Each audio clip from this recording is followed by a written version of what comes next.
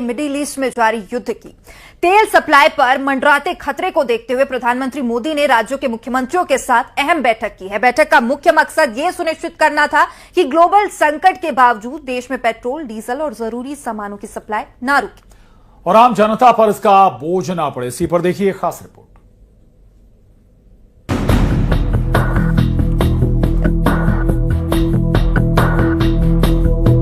पश्चिम Asia में युद्ध की टेंशन के बीच प्रधानमंत्री नरेंद्र मोदी एक्शन मोड में हैं। इसी कड़ी में आज पीएम मोदी ने राज्यों के मुख्यमंत्रियों के साथ बैठक की। वीडियो कॉन्फ्रेंसिंग के जरिए हुई इस बैठक में चुनाव वाले राज्यों को छोड़कर सभी राज्यों के मुख्यमंत्री शामिल हुए।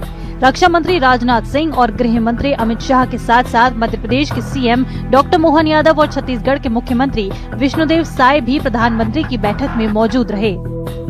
बैठक में पीएम मोदी ने पश्चिम एशिया संकट पर मुख्यमंत्रियों के साथ चर्चा की। संकट के बीच पीएम मोदी ने राज्यों की तैयारी की समीक्षा की। इस बैठक में तेल और गैस की आपूर्ति पर भी चर्चा हुई। साथ ही बैठक में अफवाहों और कालाबाजारी पर सख्ती की नसीहत भी दी गई। इससे पहले आज सरकार ने तेल की कीमतों को कंट्रोल करने के लिए एक बड़ा फैसला लिया था और पेट्रोल डीजल पर एक्साइज ड्यूटी घटा दी थी।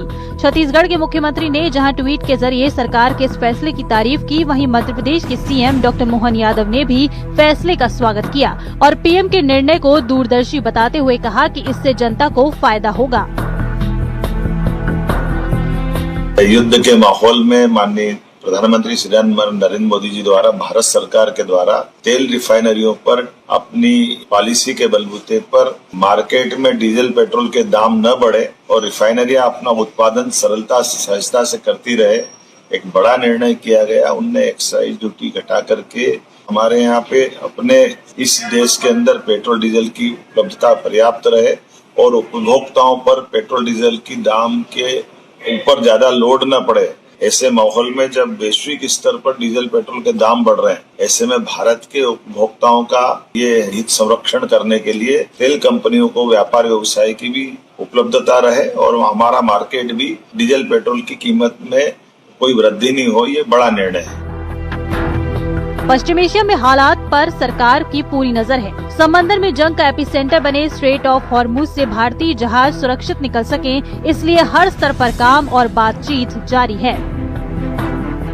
There are several efforts that we've seen, reports about countries talking about coalition and as to what should be done to strengthen the transit of ships from Straits of Hormuz.